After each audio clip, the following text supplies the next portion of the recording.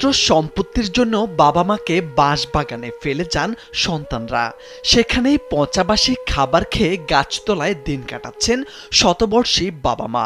এমন সন্তান জন্ম দিয়ে এখন নিজেরাই আক্ষেপ করছেন তারা।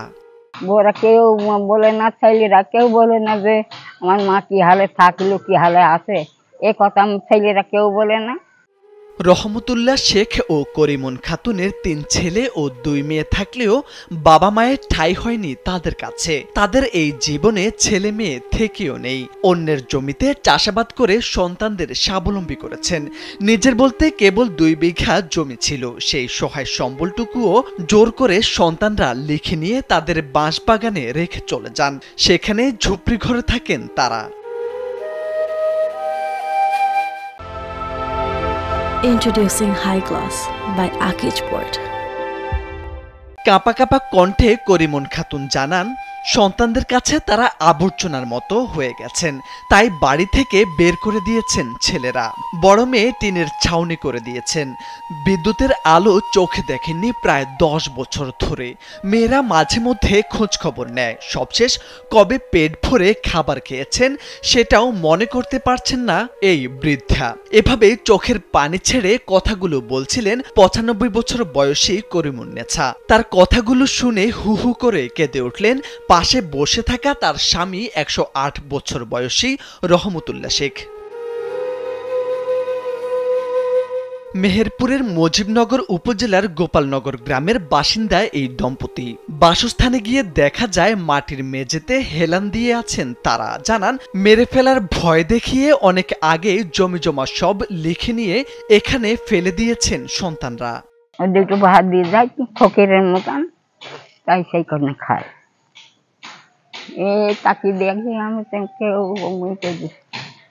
ও ফকিরের মতন এতটি ভাত, একটু বেগুন ছানা না একটু শাক আন্দা, তাই যদি যাও খেলে তুমি না গাই সঙ্গী আর তোমার দেখা দেখি।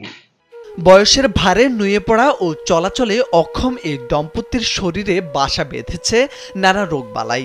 ওষুধপত্র তো দূরের কথা, খোঁজ নেওয়ারও কেউ নেই বলে জানান প্রতিবেশীরা। আর ছোট ছেলের বউ জানান, ৩ ছেলে ১০ দিন করে খাবারের দায়িত্ব নিয়েছিল।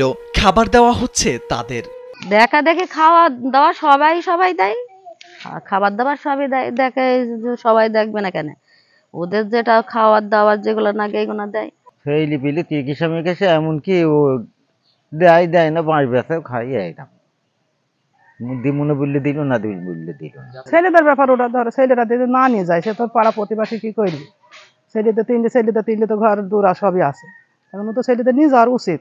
এই যে বর্ষা বন্যা এইসে ধরো পানি, এবং ছেলেরা না নিয়ে গেলে তো পাড়া প্রতিবাসী আমরা ধরো দেখা সাক্ষাৎ করি, আসা যাওয়া করি, খোঁজ খবর নিই। সে রহমতুল্লাহ এবং তার স্ত্রী খুব অসহায়ভাবে জীবনযাপন করে। ছেলেরা সব জোর করে জমি জায়গা লিখে নিয়েছে। মেয়েদের যে ভাগ, সেই বড় মেয়ের ভাগে সে একটা টিনের চালা করে বসবাস করছে এবং খুব কষ্টের সাথে দিনাপাত করে। মুজিবনগর উপজেলার নির্বাহী কর্মকর্তা খায়রুল ইসলাম জানান, তাদের চিকিৎসার ব্যবস্থা করা হবে। বয়স্ক ভাতার ব্যবস্থা করারও আশ্বাস দিয়েছেন তিনি। আমরা প্রাথমিকভাবে তার যেহেতু ঘরের অবস্থা খারাপ ছিল, সেখানে আমরা টিন দিয়েছি, তারপর নগদ টাকা দিয়েছি, তারপর হলো খাবার দিয়েছি। এছাড়া তার অভিভাবক বলতে তার সন্তানদের সাথে কথা বলেছি, তার টেক কেয়ার করার জন্য আমরা নিয়মিত মনিটরিং এর মধ্যে রাখছি, যেন তার কোনো বিষয় অযত্ন না হয়। যে বাবা মা নিজের সন্তানদের শত কষ্ট ভুলে লালন পালন করেছেন, সেই বাবা মায়ের সঙ্গে এমন কাণ্ড ভালো চোখে দেখছেন না স্থানীয়রা। তাই বাবা মাকে উপযুক্ত আশ্রয় ও চিকিৎসার ব্যবস্থা করার আহ্বান তারে। মোর্শেদ আলম, কাল।